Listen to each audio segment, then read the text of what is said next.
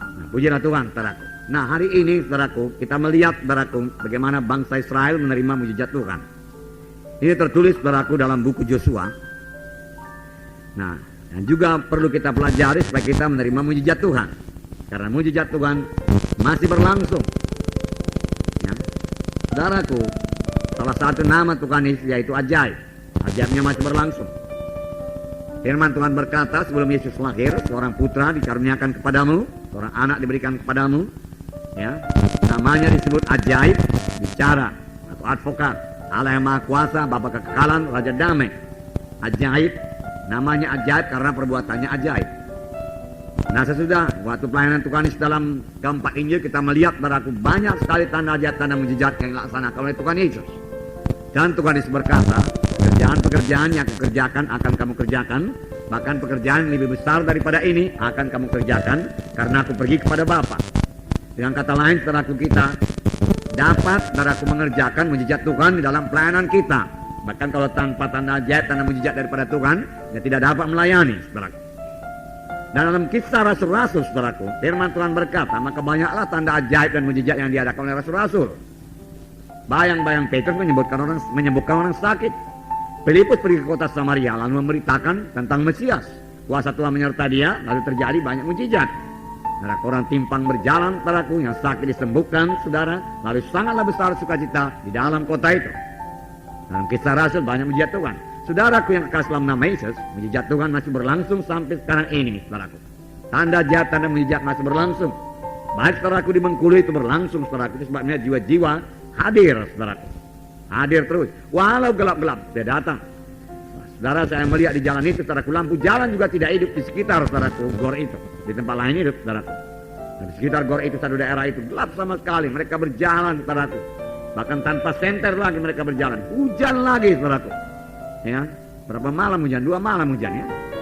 Ya, 2 malam hujan. Tapi jiwa-jiwa datang, saudaraku, jiwa-jiwa datang. Dan menurut hamba Tuhan di sana, Agus Leo, itulah KKR yang pertama, dia katakan, dan merupakan kebaktian yang terbesar, saudaraku, di Bengkulu. Selama ini belum pernah ada KKR di GOR, dan kalaupun ada kebaktian arham gereja-gereja yang lain, mereka hanya mengadakannya di hotel-hotel saja. Jadi puji Tuhan, saudaraku, yang pertama kita mengabarkan Injil ke sana.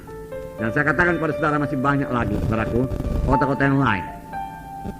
Dan saya suka, saudaraku, untuk mengabarkan Injil lagi dengan KKR, kota-kota yang lain, saudaraku. Karena itu memang, saudaraku, perintah agung, mengabarkan Injil pada segala bangsa. Lebih ini, saudaraku, sudah lebih banyak lagi alumni mahasiswa kitab Rema, saudaraku, yang akan segera ditempatkan, saudaraku. Untuk itu kita perlu banyak berdoa, kota-kota mana yang akan kita injili, saudaraku. Di mana sidang kita perlu didirikan, saudaraku. Saudara, sampai sekarang ini masalah kita bukan masalah uang, saudaraku. Selalu dikasih Tuhan uang cukup, saudaraku. Masalah kita yaitu kita harus tumbuh menjadi dewasa di dalam Tuhan, saudaraku. Teguh dalam Tuhan. Nah, karena akan banyak gangguan-gangguan, gelombang-gelombang, saudara, pada waktu kita mulai melayani. Nah, saudara yang kasih dalam nama Yesus, kita akan membaca Yosua pasal 3 semuanya, ayat 1 sampai 17. Menyeberangi sungai Yordan, ini satu mujizat Tuhan. Bagaimana, saudaraku, Yosua, saudaraku, menyeberangi sungai Yordan dan membawa, saudaraku, sekitar 2 atau 3 juta saudaraku orang Israel semuanya menyeberang sungai Yordan. Kalau sudah diadakan perahu, saudaraku, 1 bulan pun tidak siap menyeberangkan itu, saudaraku. 3 juta orang, saudaraku. Belum, saudaraku, perahunya sudah rontok nanti, saudaraku. Dan sungai Yordan ini, saudaraku, pada waktu itu, saudaraku, dikatakan, saudaraku, ya, sekitar 300 meter sampai 400 meter lebarnya, saudaraku. Nah, tentunya ini tidak mudah, saudaraku, untuk menyeberangkan, saudaraku, 3 juta orang. Ya, kalau sekiranya, saudaraku, 2-3 orang bisa berenang, saudaraku. Dan kalau buat 3 juta orang dengan ternak dan anak-anak semua, saudaraku, nanti itu merupakan halangan yang besar untuk sampai di tanah Kanaan, saudaraku. Nah, saudaraku, Tuhan sudah berjanji, saudaraku, memberikan tanah Kanaan kepada Yosua. Mari kita baca Yosua pasal 3 ayat 1 mulai, kita baca bersama-sama. Yosua bangun pagi-pagi, lalu ia dan semua orang Israel berangkat dari Sitim Dan sampailah mereka ke sungai Jordan, maka bermalamlah mereka di sana sebelum menyeberang. Setelah lewat 3 hari, para pengatur pasukan menjalani seluruh perkemahan dan memberi perintah kepada bangsa itu, katanya, segera sudah kamu melihat tabut perjanjian Tuhan Allahmu yang diangkat para imam yang memang suku Lewi, maka kamu harus juga berangkat dari tempatmu dan mengikutinya. Hanya antara kamu dan tabut itu harus ada jarak kira-kira 2000 hasta panjangnya. Janganlah mendekatinya. Maksudnya supaya kamu mengetahui jalan yang harus kamu tempuh, sebab jalan itu belum pernah kamu lalui dahulu. Berkatalah Joshua kepada bangsa itu, kuduskanlah dirimu, sebab besok Tuhan akan melakukan perbuatan yang ajaib di antara kamu. Dan kepada para imam itu Joshua berkata, demikian, angkatlah tabut perjanjian dan menyeberanglah di depan bangsa itu. Maka mereka berangkat tabut perjanjian dan berjalan di depan bangsa itu. Dan Tuhan berfirman kepada Joshua, pada hari inilah aku mulai membesarkan namamu di mata seluruh orang Israel, supaya mereka tahu bahwa seperti dahulu aku menyertai Musa, demikianlah aku akan menyertai engkau. Maka kau perintahkanlah kepada para imam pengangkat tabut perjanjian itu demikian. Setelah kamu sampai ke tepi sungai air Jordan, haruslah kamu tetap berdiri di sungai Jordan itu. Lalu berkatalah Joshua kepada orang Israel, datanglah dekat dan dengarkanlah firman Tuhan Allahmu. Kata Joshua, dari hal inilah akan kamu ketahui bahwa Allah yang hidup ada di tengah-tengah kamu, dan bahwa sungguh-sungguh akan dihalaunya orang Kanaan, orang Het, orang Hewi, orang Feris, orang Girgasi, orang Amori, dan orang Zebus dari depan kamu. Sesungguhnya tabut perjanjian Tuhan semesta bumi berjalan menyeberang di depan kamu, masuk ke sungai Jordan. Maka sekarang pilihlah 12 orang dari suku-suku Israel, seorang dari tiap-tiap suku. Segera sesudah kaki para imam pengangkat tabut Tuhan semesta bumi berhenti di tengah air sungai Jordan, maka air sungai Jordan itu akan terputus.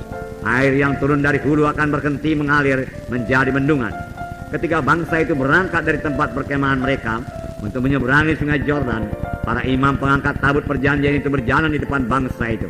Segera sudah para pengangkat tabut itu sampai ke sungai Jordan, dan para imam pengangkat tabut itu mencelupkan kakinya ke dalam air di tepi sungai itu. Sungai Jordan itu sebak sampai meluap sepanjang tepinya lama musim menuai. Maka berhentilah air itu mengalir. Air yang turun dari hulu melonjak menjadi bendungan jauh sekali ke dekat Adam, kota yang terletak di sebelah Sartan. Sedang air yang turun ke laut Araba itu, yakni laut asin, terputus sama sekali. Lalu menyeberanglah bangsa itu di tantangan Jericho. Tetapi para imam pengangkat tabut perjanjian Tuhan itu tetap berdiri di tanah yang kering di tengah-tengah sungai Jordan, sedang seluruh bangsa Israel menyeberang di tanah yang kering sampai seluruh bangsa itu selesai menyeberangi sungai Jordan. Nah, sini kita melihat bagaimana bangsa Israel menerima mujizat yang luar biasa. Kebanyakan semua yang dewasa pada saat mereka menyeberang sungai Jordan kali ini, saudaraku, mereka belum mengalami mujizat Tuhan seperti mujizat pada waktu orang tuanya keluar dari Mesir. Mereka hanya mendengar cerita-cerita saja dari orang tuanya. Dan firman Tuhan berkata, generasi yang keluar dari Mesir itu, yang 20 tahun ke atas, harus mati di padang belantara karena ketidakpercayaannya akan mujizat Tuhan. Biarlah ini mendorong kita percaya akan mujizat Tuhan. Lalu anak-anak itu pada waktu itu sudah menjadi dewasa, boleh jadi menjadi kaum bapak, kaum ibu, dan sebagainya, saudaraku. Mereka inilah yang kemudian, saudaraku, menyeberang, saudaraku, sungai Jordan. Boleh jadi banyak di antara mereka tidak ikut menyeberang laut Kulsum pada waktu mereka keluar dari Mesir. Dan kalaupun mereka ikut, saudaraku, menyeberangi laut Kulsum pada waktu itu, umur mereka, saudaraku, mungkin 10 tahun, 5 tahun. Mereka sudah ingat-ingat lupa apa itu. Mereka tidak begitu mengerti. Jadi, saudaraku, ini satu, saudaraku, mujizat yang luar biasa kepada mereka. Mereka mengalami mujizat Tuhan. Sungai Jordan itu berhenti mengalir. Yang dari hulu berhenti di sini, saudaraku, di mana tabut Tuhan itu berdiri. Kemudian menjadi bendungan tinggi dan sampai jauh, dia katakan air itu membanjir ke hulu. Dikatakan sampai ke dekat satu kota, dia katakan tadi. Dan yang hilir ini, saudaraku, terus mengalir ke laut mati, saudaraku. Dari Galilea itu sungai itu mengalir sampai ke laut mati, kering semuanya. Dan tabut Tuhan yang diusung oleh imam-imam terus berdiri, saudaraku, di tengah-tengah sungai itu, saudara, dan mereka menyeberang, saudara. Nah, luar biasa, saudaraku. Saudaraku, memang Tuhan sudah menyuruh saudaraku mereka menyeberang. Ya. Dalam Yosua pasal 1 Tuhan berfirman kepada Yosua ayat 2, pasal 1 ayat 2. Hambaku Musa telah mati. Sebab itu bersiaplah sekarang, seberangilah sungai Yordan ini, engkau dan seluruh bangsa ini menuju negeri yang akan kuberikan kepada mereka, pada orang Israel. Nah, Tuhan menyuruh demikian, saudaraku. Nah, kalau Tuhan berfirman, saudaraku, patut sekali kita mempercayainya. Walaupun tidak masuk akal, Yosua tidak bertanya lebih lanjut bagaimana menyeberangi sungai Yordan ini, Tuhan. Bukankah bangsa ini 3 juta banyaknya dan sungai Yordan ini banjir, Tuhan, 400 meter lebarnya. Apa? Di mana kami ambil rakit, di mana kami ambil perahu dan lain sebagainya. Dia tidak bertanya demikian. Dia adalah orang beriman, saudaraku. Pada waktu dikatakan kepada Yosua, pada waktu Yosua dan Kaleb, saudaraku, pulang dari mengintai tanah Kanaan, 10 pengintai berkata, tidak mungkin kita miliki tanah Kanaan. Yosua dan Kaleb adalah orang yang berkata, bisa, kita bisa memiliki tanah Kanaan. Kita bisa mengalahkan mereka. Dewa mereka meninggalkan mereka. Tuhan kita telah beserta dengan kita. Saudaraku, jadi dia percaya akan mujizat Tuhan. Percaya akan kuasa Tuhan. Nah, kalau kita mau menerima mujizat Tuhan juga kita harus percaya. Bahkan lebih jauh Yosua mengucapkannya. Ayat 10, ya, ayat 10. Pasal 1 ayat 10. Lalu Yosua memberi perintah kepada pengatur-pengatur pasukan bangsa itu, katanya, jalanilah seluruh perkemahan dan perintahkanlah kepada bangsa itu demikian, sediakanlah bekalmu, dalam 3 hari kamu akan menyeberangi sungai Yordan ini untuk pergi menduduki negeri yang akan diberikan Tuhan Allahmu kepadamu untuk diduduki. Siapkanlah dirimu, siapkan bekalmu.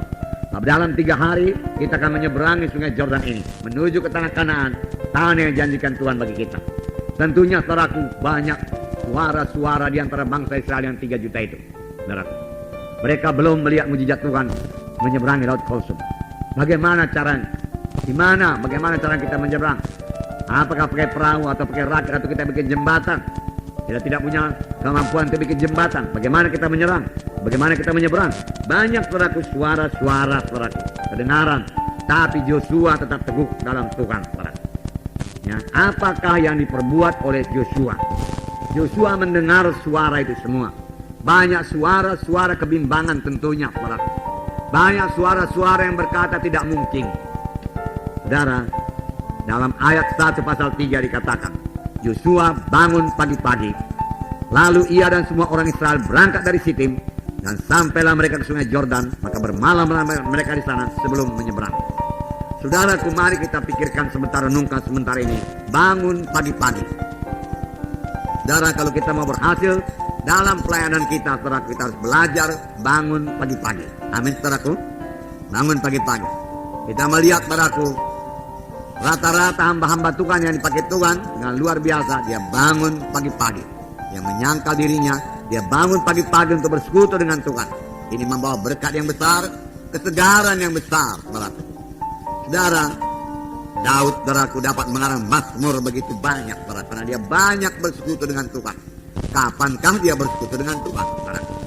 Saudaraku, saya membacakan pada saudara mazmur, saudaraku. Banyak kali dikatakan, saudaraku, bahwasanya Daud itu bersekutu dengan Tuhan di pagi hari. Dikatakan dari sini, Yosua bangun pagi-pagi. Rupanya banyak ayatnya. Kalau saudara punya konkordansi nanti di rumah, lihat bangun pagi-pagi. Amin, saudara. Saudara akan mengetahui lebih banyak ayat dari yang saya bacakan ini. Mazmur pasal 5, ya. Mazmur pasal 5 ayat 4. Saya bacakan pada saudara. Ini salah satu bahwasanya Daud itu bangun pagi-pagi. Tuhan, pada waktu pagi engkau mendengar seruanku. Pada waktu pagi aku mengatur persembahan bagimu dan aku menunggu-nunggu. Saudara, Daud berkata, pada waktu pagi engkau mendengar seruanku. Saudaraku, selagi Daud masih segar, saudaraku, ya, Tuhan, saudaraku, sudah menunggu. Tuhan menunggu. Tentu saja Tuhan menunggu suara saudara di pagi hari untuk menyanyi, memuji Dia, untuk menyembah Tuhan, membesarkan dan memuliakan nama Tuhan, bersyukur kepada Tuhan, saudara. Dan saudara akan disegarkan Tuhan, dan Tuhan memberikan kemenangan kepada saudara sepanjang hari itu. Dikatakan di sini, Tuhan, pada waktu pagi engkau mendengar seruanku. Pada waktu pagi aku mengatur persembahan bagimu dan aku menunggu-nunggu. Kemudian Mazmur 119. 119, ayat 147, 148 dan 148. Ya. Mazmur 119 ayat 147 dan 148. Mari kita baca bersama-sama. Dapat saudara? Mari kita baca. Pagi-pagi buta, aku bangun dan berteriak minta tolong. Aku berharap pada firman-Mu. Aku bangun mendahului waktu jaga malam untuk merenungkan janji-Mu. Nah, kita tahu bagaimana Daud ini pelaku menyangkal dirinya. Pagi-pagi buta aku bangun dan berteriak minta tolong. Aku berharap pada firman-Mu. Aku bangun mendahului waktu jaga malam untuk merenungkan janji-Mu. Saudaraku, saudara Joshua bangun pagi-pagi, saudaraku, ya, untuk menerima persekutuan dengan Tuhan, untuk meneguhkan dia. Tuhan sudah berfirman, tapi kerap kali banyak suara-suara dari luar, saudaraku, yang bisa melemahkan kita. Saudara, waktu orang lain masih tidur, dia bangun dan dia mencari wajah Tuhan. Dia bangun pagi-pagi, lalu dia tahu apa yang dia perbuat, saudara. Dalam Mazmur 143, Mazmur 143 ayat 8, saya membacakan pada saudara. Perdengarkanlah kasih setiamu kepadaku pada waktu pagi, sebab kepadamu lah aku percaya. Beritahukanlah aku jalan yang harus kutempuh, sebab kepadamu lah kuangkat jiwaku. Saudaraku, sini dikatakan, perdengarkanlah kasih setiamu kepadaku pada waktu pagi, ya, sebab kepadamu aku percaya. Kemudian beritahukanlah aku jalan yang harus kutempuh. Pagi hari dia berdoa kepada Tuhan, saudaraku, ya, mencari Tuhan, mendapat kasih karunia Tuhan. Kemudian beritahukanlah kepadaku jalan yang harus kutempuh, sebab kepadamu lah kuangkat. Sepanjang hari itu tiap langkahnya dipimpin Tuhan. Tidak ada langkah yang sia-sia, tidak ada perbuatan yang sia-sia. Semua perbuatan tangan anak-anak Tuhan yang menyerahkan hidupnya pada pagi hari kepada Tuhan, saudaraku, akan sangat berhasil, saudaraku. Tidak ada pekerjaan yang sia-sia. Amin, saudara. Ya. Tapi pada waktu pagi hari dia mendahulukan Tuhan, saudaraku. Nah, dalam Kejadian 28, saudaraku, ayat 18. Di sini kita melihat satu orang hamba Tuhan Yakub, dia bangun pagi-pagi. Kejadian 28 ayat 18. Saya membacakan pada saudara. Ayat 18. Keesokan harinya, pagi-pagi, Yakub mengambil batu yang dipakainya sebagai alas kepala dan mendirikan itu menjadi tugu dan menuang minyak ke atasnya. Ia menamai tempat itu Betel, dahulu namanya kota itu Luz. Dan sesudah itu, saudaraku, banyak kali, saudaraku,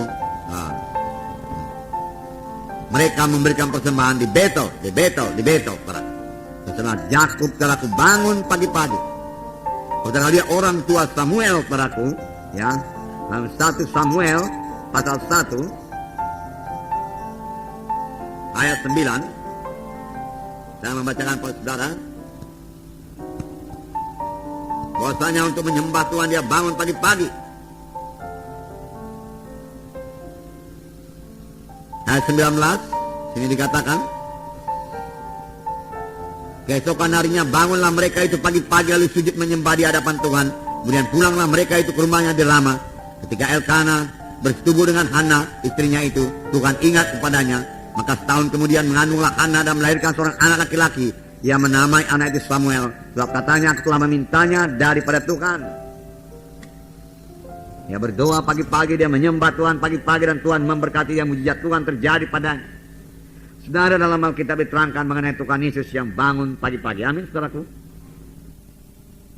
Markus 11, mari kita baca bersama-sama. Markus 11 ayat 24, 25, 26. Kita baca bersama-sama.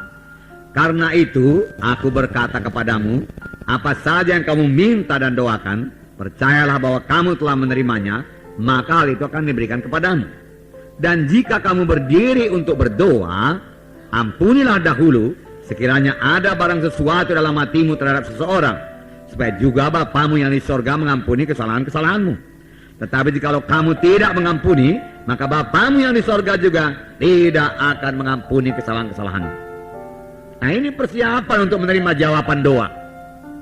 Di atas tadi dikatakan, karena aku berkata, kamu minta dalam doa dengan percaya, kamu telah menerimanya, maka itu akan diberikan kepadamu. Namun ada ayat sambungannya. Dan jika kamu berdiri untuk berdoa itu, dikatakan, ampunilah dahulu. Jikalau ada kesalahan saudaramu kepadamu, ampuni dahulu. Saudara mengampuni dahulu. Bukan dia mengampuni saudara dahulu. Saudara mengampuni dahulu. Amin. Ampuni. Ampuni dahulu. Jangan teruskan doa membela saya yang benar, Tuhan. Ya, dia sangat dalam keadaan daging. Aku sangat dalam roh, Tuhan. Ya. Tapi palak juga hatiku ini, Tuhan. Nah, itu tandanya nggak dalam roh lagi. Ya. Ya. Biarlah Tuhan, karena kasih-Mu supaya dia jangan ke neraka, Tuhan, hajarlah dia sedikit, Tuhan.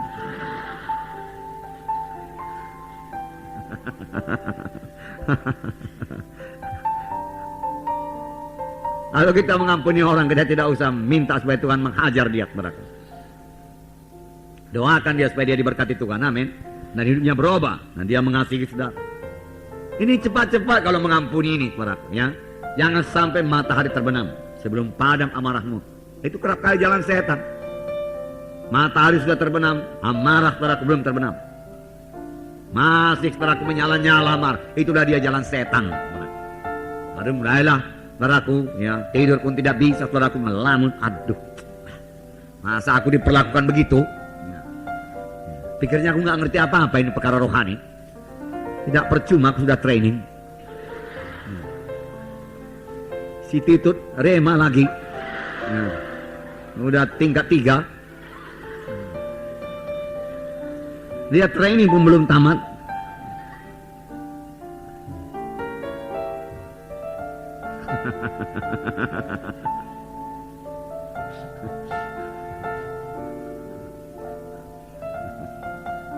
Ampunilah dahulu, amin. Ampunilah dahulu sekiranya ada barang sesuatu dalam hatimu terhadap seseorang, supaya Bapamu yang di sorga juga mengampuni kesalahan-kesalahanmu. Supaya Bapa di sorga mengampuni kita. Dan dikatakan di sini, tetapi jika kamu tidak mengampuni, maka Bapamu yang di sorga juga tidak akan mengampuni kesalahan-kesalahan. Ngeri itu, saudaraku. Kalau Tuhan tidak ampuni dosa, saudaraku ke neraka itu. Neraka. Doa Bapa kami juga ini masuk. Iya kan, saudaraku? Matius 6. Ya, doa Bapa kami itu Matius 6. Ya. Matius 6 ayat 12. Dan ampunilah kami akan kesalahan kami, seperti kami juga mengampuni orang yang bersalah kepada kami. Ya. Nah, kemudian dalam ayat 14 ditegaskan Tuhan lagi, karena jikalau kamu mengampuni kesalahan orang, Bapamu yang di sorga juga mengampuni kamu. Tetapi jikalau kamu tidak mengampuni orang, Bapamu juga tidak akan mengampuni kesalahanmu. Apa parahnya? Ampunilah kami, Tuhan, sama seperti kami juga mengampuni orang yang bersalah pada kami. Kalau begitu gereja nggak bisa cekcok. Sebab saya lihat doa Bapa kami ini paling banyak diucapkan saudaraku di gereja. Ya, ya, maunya dituruti lah itu, amin saudaraku. Iya, dipahami isinya saudaraku. Semua habis berdoa, serentak pula berdoa Bapa kami, ya, ampunilah kami akan kesalahan kami seperti kami juga mengampuni yang bersalah kepada kami. Pada waktu itu pun seharusnya dia sudah tidak tahan lagi. Kalau selama ini ada pertengkaran, dia akan datang saudara kepada temannya itu. Oh saudaraku, serah-serahku, dia katakan. Ampunilah saya, dia katakan. Mana ada pertengkaran lagi kalau demikian? Ya? Kalau sudah mengampuni nggak bisa berkelahi lagi, amin. Nggak bisa lagi. Saudaraku, firman Tuhan ya dan amin. Amin saudaraku. Ini Tuhan Yesus yang mengucapkannya. Kita harus mempercayainya dan berhati-hati supaya kita menggenapkannya. Amin saudaraku. Ya. Kalau manusia saudaraku, ya nanti kita jumpa jam 4 ya, dikatakan. Belum tentu itu saudaraku. Tapi anak-anak Tuhan biarlah menepati janji, amin. Besok bayar utang, besok. Pasti. Besoknya lagi, saudara. Besoknya lagi. Ya. Tapi kalau Tuhan berfirman, dia katakan, ampunilah kami akan kesalahan kami, seperti kami juga mengampuni orang yang bersalah kepada kami. Tetapi jika kamu tidak mengampuni orang, Bapamu juga tidak akan mengampuni kesalahanmu. Itu betul, amin. Itu benar. Itu berarti semua kita harus mengampuni. Petrus bertanya kepada Tuhan Yesus, Tuhan, berapa kali aku harus mengampuni saudaraku? 7 kali cukup Tuhan, dia katakan. Tuhan Yesus berkata 70 kali 7 kali dalam 1 hari. Betul itu? Ya, itu firman Tuhan. Jadi harus terus mengampuni. Itulah hidup kita. Sebab Tuhan Yesus juga mengampuni kita, saudara. Bagaimana dikatakan perumpamaan Tuhan Yesus? Ada seorang berhutang 10.000 talenta, ya kan? Dan dia datang kepada raja. Tolonglah raja, tolonglah hakim, dia katakan. Nanti kubayar juga. Hakim benar belas kasihan. Pergilah engkau, pulanglah engkau. Kuhapuskan semua hutangmu. Itulah hutang kita, 10.000 talenta. Yaitu ke dosa kita, saudaraku, ditambah dosa turunan kita, saudaraku. Dulu nenek moyang kita pun, saudaraku, praji-aji, apa namanya, pendukun-dukun, saudaraku, ilmu-ilmu gelapnya semuanya. Karena kita yang rata-rata suku Bataknya ini, saudaraku, ya, ada ilmu-ilmunya, saudaraku, ya. Saudaraku, makanya syukurlah kita selamat, saudaraku, ya. Nah, sudah diampuni Tuhan semua, kutu dosa sudah diangkat Tuhan daripada kita, 10.000 talenta. Laudat orang bersalah kepada kita. Lalu orang yang diampuni ini dilepaskan 10.000 talenta. Jumpa dia satu orang berutang 100 dinar. Sedikit aja nya. Ya, sedikit. 100 dinar. 100 dinar. Dan kali kau kurang berdoa tadi dia katakan. Panas kawan. Dia tuntut orang itu. Apa kau bilang aku kurang berdoa? Akulah orang yang paling rohani di gereja ini, tahu? Kalau enggak kudoakan gereja ini udah tumbang gereja ini.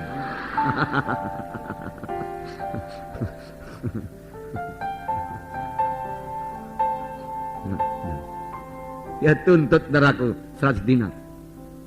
Dia beritahu lagi kepada raja. Raja berkata, dia panggil, kenapa engkau tidak mengampuni yang 100 dinar? Sedangkan utangmu 60 juta dinar ku hapuskan semua. Bukankah pantas kalau kamu mengampuni juga yang 100 dinar? Dalam amarahnya raja itu berkata, tangkap dia, serahkan kepada Algojo sampai lunaskannya utangnya. Takkan mungkin dia lunaskan utangnya. Demikianlah kalau kamu tidak mengampuni. Jadi harus mengampuni. Nah, itu merupakan persiapan untuk menerima berkat Tuhan. Amin. Ya, persiapan dari dosa-dosa yang kasar tadi, saudaraku, ya. Berhala, dukun-dukun, saudaraku, kegelapan, kenajisan, saudaraku. Kemudian, saudaraku, jadilah perabot, saudaraku, yang baik, emas dan perak, saudaraku, yaitu dengan menyucikan diri kita, saudaraku, berjalan dalam kasih kesetiaan, damai sejahtera, saudara. Kemudian, saudaraku, dengan mengampuni orang yang bersalah kepada kita. Nah, saudara, dalam tubuh Kristus, saudaraku, akan selalu terjadi, saudaraku, suara-suara negatif, saudaraku. Tapi bagi kita, saudaraku, yang sudah dewasa ini, saudaraku, biarlah kita menolong mereka, bukan untuk sakit hati kepada mereka, saudaraku. Firman Tuhan berkata dalam 2 Timotius pasal 3, ya. Satu ayat ini saja biarlah kita pikirkan, saudaraku. Ya, 2 Timotius, ya, pasal 3 itu, ya. Saya membacakan pada saudara satu ayat. Ketahuilah bahwa pada hari-hari terakhir akan datang masa yang sukar, ya.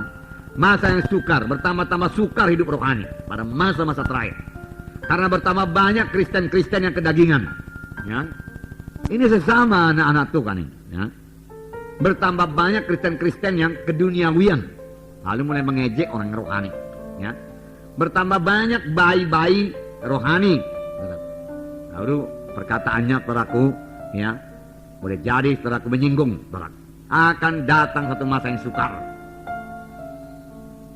Tapi ada firman Tuhan beberapa minggu yang lalu, hendaklah kamu yang kuat menang orang yang lemah. Jangan itu membuat kita sakit hati. Jangan, ya. Jangan membuat sakit hati. Jangan, saudaraku. Nah, dan saudaraku, dari orang dunia sendiri akan terjadi perubahan. Sini dikatakan manusia akan mencintai dirinya sendiri. Anak Tuhan juga masih ada begitu, ya. Tetapi saya harap berubah. Janganlah memikirkan diri sendiri, tapi orang lain juga. Firman Tuhan berkata, amin. Ya. Tapi di luaran sana manusia akan mementingkan dirinya sendiri, ya, dan menjadi hamba uang. Jadi hamba uang. Kelihatan di mana-mana, saudaraku, hamba uang. Kita tidak hamba uang, amin, saudaraku. Kita yang memperhamba uang. Kita bosnya. Kita katakan uang saya berikan kau untuk pekerjaan Tuhan. Uang, saya berikan kau untuk persepuluhan. Saya harus memberi kau untuk persepuluhan, karena itu bukan milik saya, itu milik Tuhan. Uang, saya berikan kau untuk penginjilan. Uang berkata, kau perlu aku. Kau perlu pakaian baru. Ini hari Natal, tahun baru.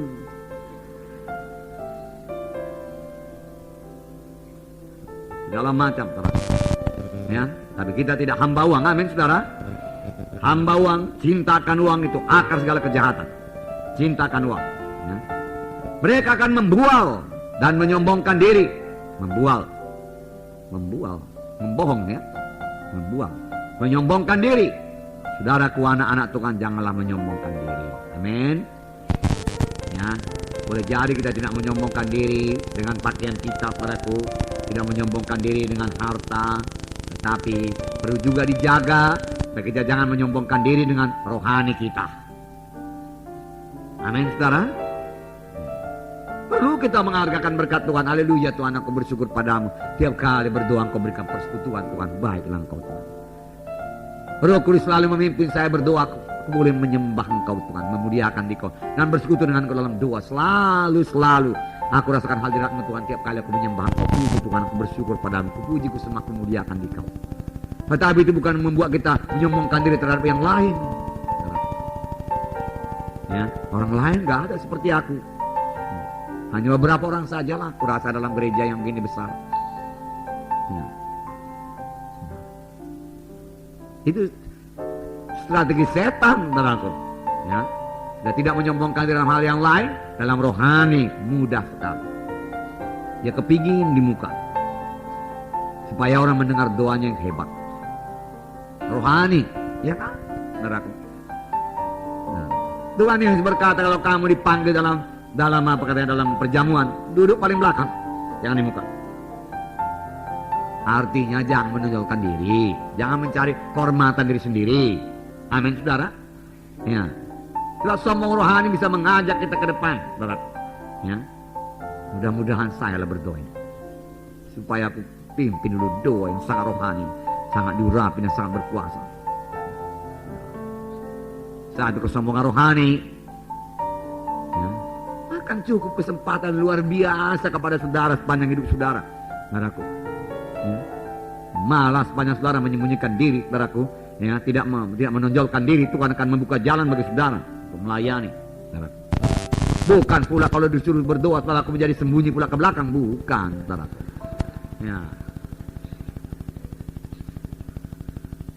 Berdoalah sebaik-baiknya, berkatilah semua jiwa-jiwa, amin. Ya.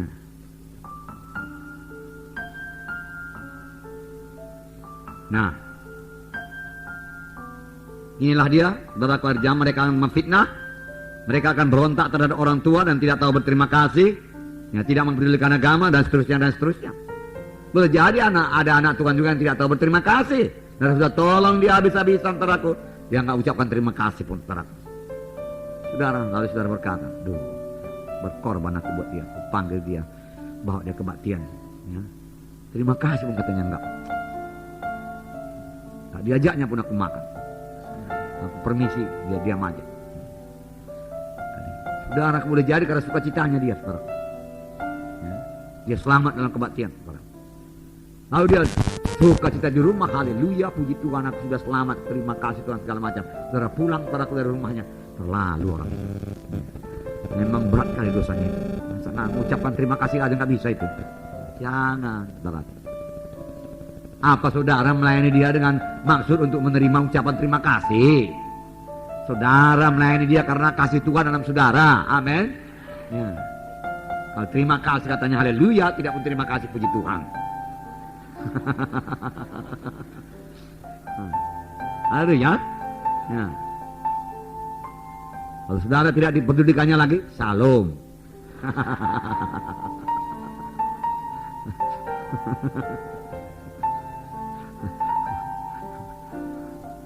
Nah, ini kedewasaan rohani, saudara.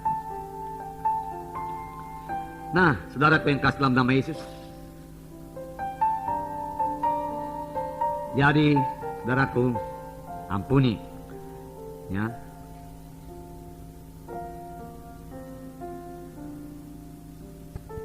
Kalau sudah diampuni, saudaraku, lupakan, mulai mengasihi. Iman bekerja oleh sebab kasih. Kalau iman saudara, doa saudara mulai berkuasa, saudaraku. Jangan simpan kesalahan. Kalau sudah diampuni, lupakanlah itu. Lupakan. Ada satu cerita, saudara. Seorang ibu mendatangi seorang pendeta. Pak pendeta, saya katakan, aku ada mau cerita sama Pak pendeta. Nanti Pak pendeta dengar juga dari orang lain, daripada dari orang lain, dari akulah, lebih bagus. Ada itu saudara kita yang namanya ini. Bias. Cerewet kali dia itu. Berapa kali saya sakit hati dibikinnya itu, dia katakan. Apakah kau sudah mengampuni? Sudah. Jadi mengapa ceritakan sama aku? Ya supaya Pak pendeta tahu. Katakan. Udah berapa lama itu dilakukannya? Dia gitu. Baru sebentar Pak pendeta, 8 tahun yang lewat. Jadi selama 8 tahun itu dia ingat. Karena dia tidak mengampuni. Ya. Dalam 1 Yohanes 3, 14-15. 1 Yohanes 3, 14-15. Saya bacakan pada saudara. Kita tahu bahwa kita sudah berpindah dari dalam maut dalam hidup, yaitu karena kita mengasihi saudara kita. Barang siapa tidak mengasihi, ia tetap di dalam maut. Setiap orang yang membenci saudaranya adalah seorang pembunuh manusia. Dan kamu tahu bahwa tidak ada seorang pembunuh yang tetap memiliki dengan kekal dalam dirinya. 8 tahun dia benci itu terus. Katanya sudah mengampuni. Karena takut dibilang tidak mengampuni, sudah kuampuninya dia. Takut dibilang masuk neraka, sudah kuampuni. Sudah. Tetapi benci, ingat juga, ingat, pala. Kalau sudah mengampuni, selesai semua. Amin, saudaraku. Itulah persiapan untuk menerima kegenapan janji Tuhan. Tentunya masih ada yang lain lagi. Mengampuni, ini paling penting. Saudaraku, ada satu topik lagi, tapi ini kita simpan saja sampai hari Minggu. Saudaraku, supaya saudara datang semua hari Minggu, dan saya percaya bahwa saudara datang, saudaraku, yaitu tindakan iman daripada Yosua. Bagaimana dia mengadakan tindakan iman. Dikasih tahu Tuhan seberangi sungai Jordan. Dikasih tahu sama imam-imam, ayo seberangi Jordan, kamu berdiri di situ, yang lain mengikut semua, saudaraku. Jadi Yosua, saudaraku, mengucapkan perkataan iman, saudaraku. Tidak masuk di akal manusia, saudara, bagaimana sungai itu bisa terbelah menjadi 2, saudaraku. Ya, tidak masuk akal. Berjadi banyak juga yang berkata, lah, cemana Joshua, nggak akan bisa lah sungai yang begitu besar berhenti harinya. Nah, tapi karena Tuhan sudah berfirman kepada Joshua, dia percaya kalau mujizat Tuhan terjadi. Nanti akan kita lihat pada hari Minggu. Amin, saudara. Jadi, saudaraku, yang pertama, bangun pagi-pagi, saudaraku, perbaikilah mesbah doa saudara. Jangan kurang doa saudara, jangan mundur doa saudara, saudaraku. Jangan bertumbuh terus dalam doa saudara. Amin. Yang kedua, saudaraku, ya, persiapan menerima berkat rohani. Saya percaya kalau soal ajimat berkala, tanggal-tanggal dukun-dukun sudah bebas, saudaraku. Tetapi bagaimanakah soal mengampuni ini? Saudaraku, mengampuni dengan segenap hati, dengan tidak menyimpan kesalahan orang lain, saudaraku. Mari kita praktekkan juga, saudaraku. Yang ketiga, saudaraku, kita perlu percaya kepada janji Tuhan. Walaupun Tuhan menjanjikan hal yang ajaib yang tidak masuk di akal, sepanjang Tuhan sudah berfirman, marilah kita percayai dan kita mulai mengadakan tindakan iman buat ini. Amin. Mari kita berdiri, saudara.